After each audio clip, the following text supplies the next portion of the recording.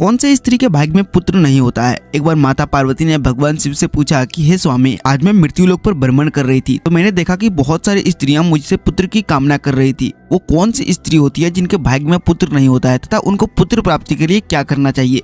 भगवान शिव पार्वती से कहते हैं कि हे पार्वती, इस कथा को तुम ध्यान से सुनना और समझना। जो भी इस कथा को ध्यान से समझता है उसे पुत्र की प्राप्ति अवश्य होती है। भगवान शिव कहते हैं कि हे पार्वती, चोलापुर नगर में एक सेठ के 2 बेटे थे। उन दोनों बेटों की शादी हो चुकी थी और सेठ के बड़े बेटे की बहू को एक बेटा था और छोटे बेटे की बहू को एक पुत्री प्राप्त थी। सेठ की पत्नी पुत्र को लेकर हमेशा अपनी छोटी बहू को ताना मारती रहती थी और उसकी छोटी बहू हमेशा ताना सुनती रहती थी। वो स्वभाव से बड़ी ही सुशील थी। एक दिन उसकी सास सुबह मंदिर जा रही थी। उसने छोटी बहू को खाना बनाकर रखने को कहा। जैसे उसके सास वहाँ से बाहर निकली वैसे एक साधु दरवाजे पर आ गया और मांडवी से भोजन कराने को कहने लगा। तब उसने सोचा कि अगर मेरी सास मुझे डांटेगी तो मैं कह दूंगा कि मैंने अपने हिस्से का भोजन साधु को कराया है और खुद भूखा रह लूंगी। दोस्तों, पार्ट 2 के लिए वीडियो को लाइक